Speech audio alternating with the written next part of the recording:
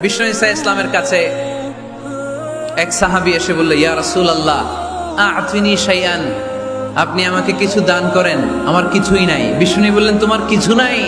সাহাবী বললেন, ইয়া রাসূলুল্লাহ ঘরে আমার শুধু দুইটি জিনিস আছে। কয়টা? চিল্লায় বলেন, কয়টা? এক হচ্ছে একটা জামা, দুই হচ্ছে পানি খাওয়ার একটা জগ। বিষ্ণু বললেন, এই দুইটাই নিয়ে আস।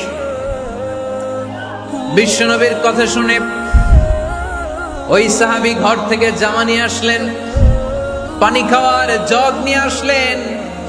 বিশ্বনবী সাল্লাল্লাহু আলাইহি ওয়াসাল্লাম ওনার মুবারক হাত দিয়ে এক হাতে জামা ধরে আরেক হাতে পানির জগটা ধরে সাহাবীদের দিকে উদ্দেশ্য করে বললেন, মাইয়াশতারি হাদাইন, এই দুইটা জিনিস কেনার মতো কে কে আছে দেখি? কয়েকজন হাত তুললো। বিশ্বনবী বললেন, কত দিয়ে কিনবা? এক সাহাবী বলে, ইন্নী আশতারিহিমা বিদিরহাম, ও নবী যদিও এগুলো আমার দরকার নাই, কিন্তু আপনি যেহেতু নিলামে ডাক তুলেছেন, ইয়া রাসূলুল্লাহ ইয়া হাবিবাল্লাহ, আপনার সম্মানে আমি 1 দিরহাম দিয়ে দুইটা জিনিস কিনে নেব। 1 দিরহাম, একটা জামা, একটা পানি খাওয়ার জগ, দাম কত? 1 দিরহাম।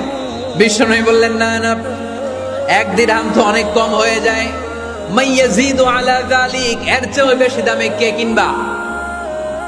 আরেক সাহাবী হাত তুলে বলতে লাগলো, ইয়া রাসূলুল্লাহ ইয়া হাবিবাল্লাহ ওয়া ইন্নী আশতারিহিমা বিদিরহামাইন, আমি এই জামাটার পানি খাওয়ার জগটা 1 দিরহাম নয় 2 দিরহামের বিনিময়ে কিনতে চাই।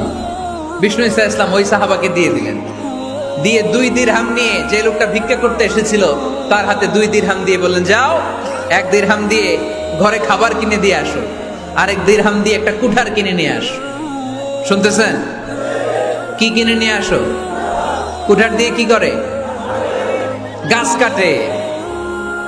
ওই সাহাবী কুঠার কিনে নিয়ে আসার পরে বিশ্বনবী নিজ হাতে কুঠারের মধ্যে একটা কাঠের হাতল লাগাই দিলেন। আল্লাহু আকবার! হাতল ছাড়া কুঠার ইউজ করা যাবে? বিশ্বনবী নিজ হাতে ওই কুঠারের ভেতরে একটা হাতল লাগাই দিলেন আর বললেন, লা উরিদু আন আরাকা 15 আইয়াম, এই কুঠার নিয়ে জঙ্গলে যাও, গায়ে অনেক শক্তি আছে, কাঠ কাটো, এই কাঠ কেটে বাজারে বিক্রি করো, সামনের 15 দিন যেন আমি আমার চোখের সামনে তোমার না দেখি। বিশ্বনবীর পরামর্শ অনুযায়ী কুঠার নিয়ে ওই সাহাবী জঙ্গলে চলে গেলেন। কাঠ কেটে বাজারে বিক্রি করতে করতে 15 দিন পরে 10 দিরহাম নিয়ে বিশ্বনবীর দরবারে হাজির হয়ে গেলেন। 10 দিরহাম নিয়ে বিশ্বনবীর কাছে হাজির হয়ে গেলেন।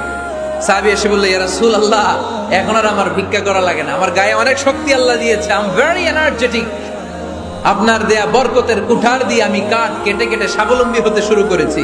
সুবহানাল্লাহ পড়েন। আমি এখন 10 দিরহামের মালিক। বিষ্ণুই বললেন, লা আইয়াহতাতিবা আহাদুকুম হুজমাতান আলা যাহরিহি খায়রুম মিন আইয়াসআলা শাইআন ফায়ু'তিয়াহু আও ইয়ামনাহু, যাদের গায়ে শক্তি আছে তারা ভিক্ষা না করে কাঠ কেটে পিঠে সেই বোঝা নিয়ে বাজারে বিক্রি করা অনেক ভালো। কারণ কারো কাছে যদি তুমি হাত পাতো, সে দিতেও পারে নাও দিতে পারে, আর কষ্ট করলে কষ্ট কোনোদিন বৃথা যায় না। চিল্লায় বলেন ঠিক কিনা? বিষ্ণু ঈসা ইসলামের অনুপ্রেরণায় এই সাহাবা অল্প কিছুদিনের ব্যবধানে স্বাবলম্বী হয়ে গেলেন। What is the moral of the story? বিশ্বনবীর এই প্রফেটিক স্টোরি থেকে আমাদের কি শিক্ষা? লেসন নাম্বার 1, বিশ্বনবী চাইলেই ওই 2 দিরহাম দিয়ে বলতে পারতো, যাও খাবার দাবার কিনে ফ্যামিলিতে দিয়ে আসো। সে ওই 2 দিরহাম নিয়ে খাবার দাবার কিনে ফ্যামিলিকে খাইয়ে রাত্রে আবার ভিক্ষায় নামতো। কথা কন? রাত্রে কি করতো? ভিক্ষায় নামতো। বিষ্ণু ঈসা ইসলাম তাকে কাজ করে খাওয়ার জন্য উৎসাহ দিলেন।